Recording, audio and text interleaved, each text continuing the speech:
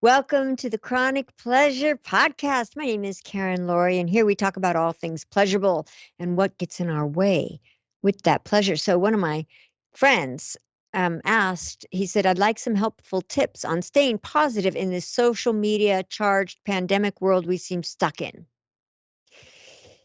Yes, I can understand that. That's a great question.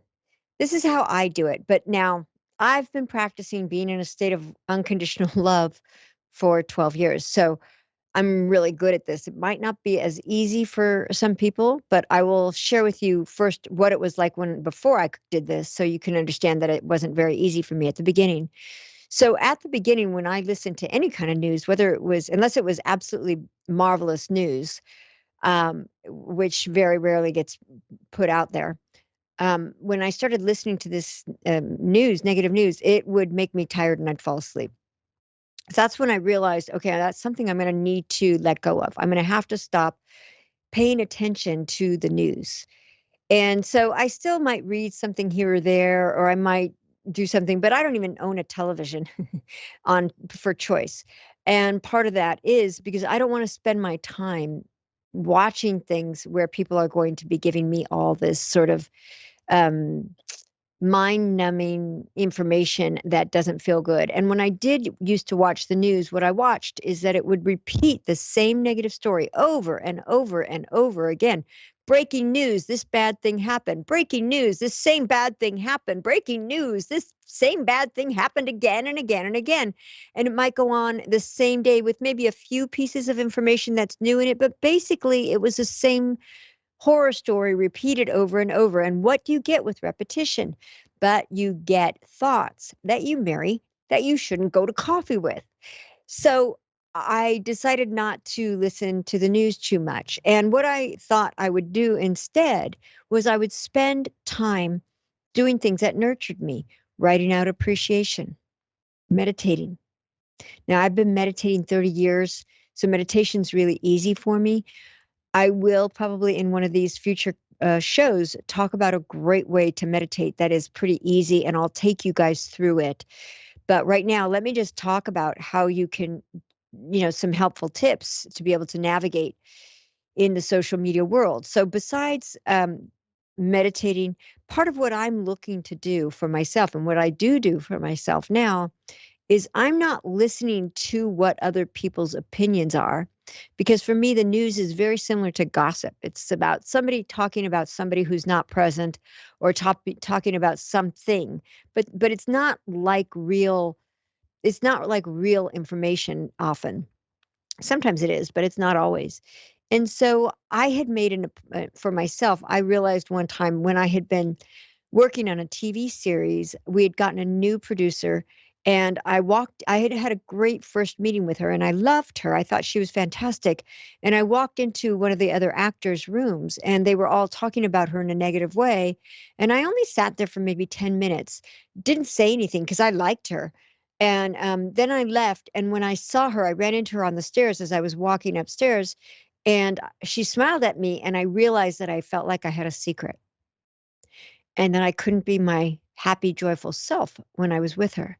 So that let me know that I didn't want to be talking about someone or something in a negative way, which is what the news basically does. So I let go of the news. I put in some practices like meditation, appreciation, doing the things I love, acrobatics, dance, things like that. And I sometimes dance just on my own. I do handstands just in my living room. If we're not able to go out and be in the world in a connected way, I'm not going to stop doing the things that make me have fun, even if I'm not allowed to, be in proximity with somebody else. I have a workout device that I love. I use that workout thing every day and I freaking love it. It feels really good. So that's another thing I love. So I do these things and it makes me feel good. I cook healthy, organic, wonderful, nourishing meals and I eat them. So that feels really good as well. There's so many things I like to do. I like to write books too. I like doing this podcast. It's all fun. But if you can find other things to do besides being on the social media thing or watching the news and doing other things that lift you up, that lighten you, doing things that make you feel like you can see the world clearly, like you can breathe deeply, that you feel empowered, that you feel like you're enjoying yourself. That's going to be one thing. And even if you only do it once an hour or once every 30 minutes for 5, 10 minutes, you're going to start to create a chain of good feelings throughout your day.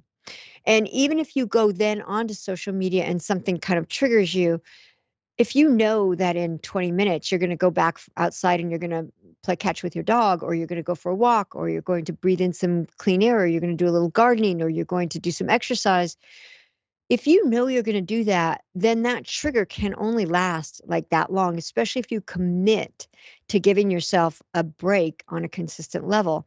The other thing I would suggest is I don't pay attention to what most people talk about. And if somebody is talking in a way that is inflammatory, it does not lift me up and lighten me. So I know it is irrelevant for me. So I basically just don't even read those things. I read only the things that sort of make me feel really good.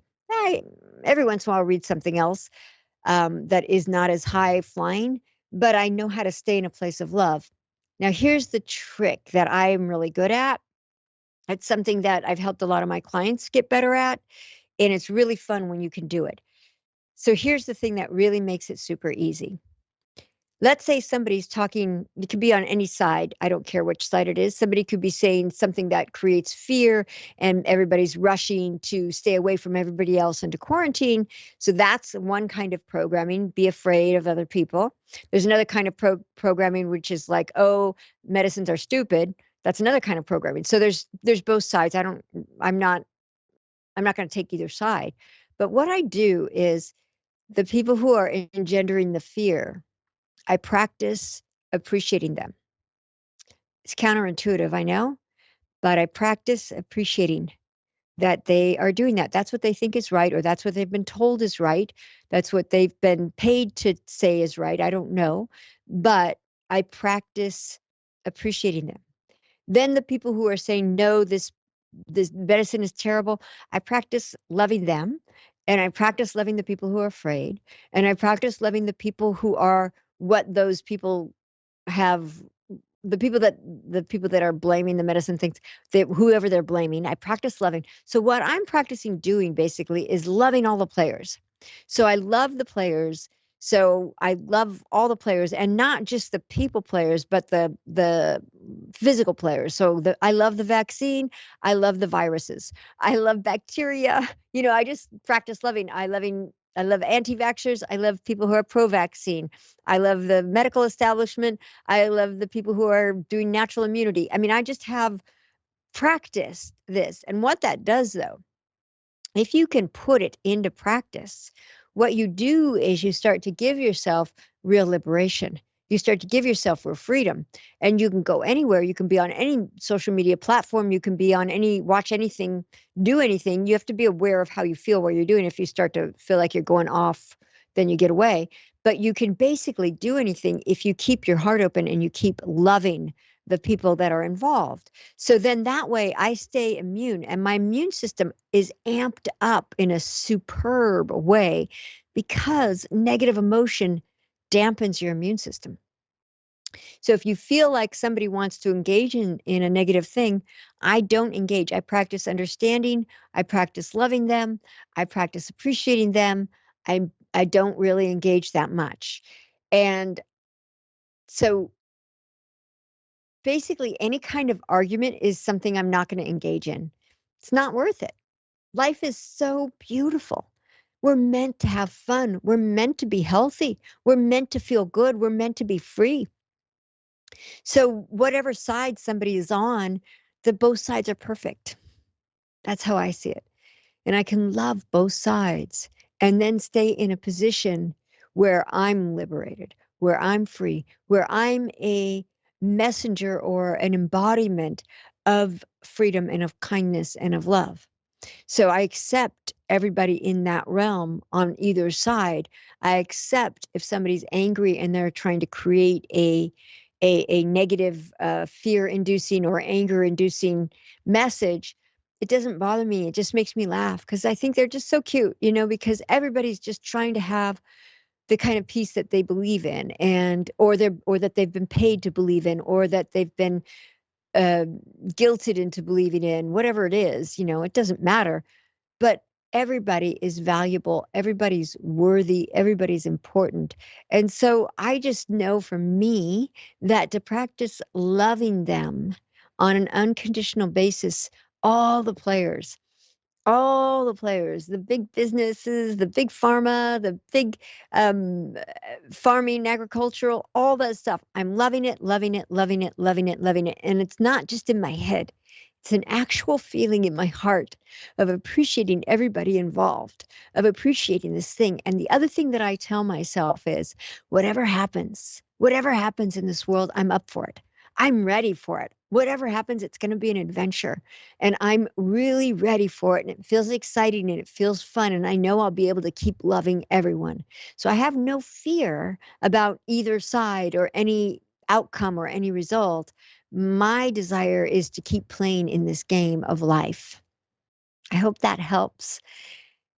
Again, this is the Chronic Pleasure Podcast. My name is Karen Lorre, and if you want to learn more, you can go to chronicpleasurebook.com, chronicpleasurebook.com, and download your free books today. Thank you so much.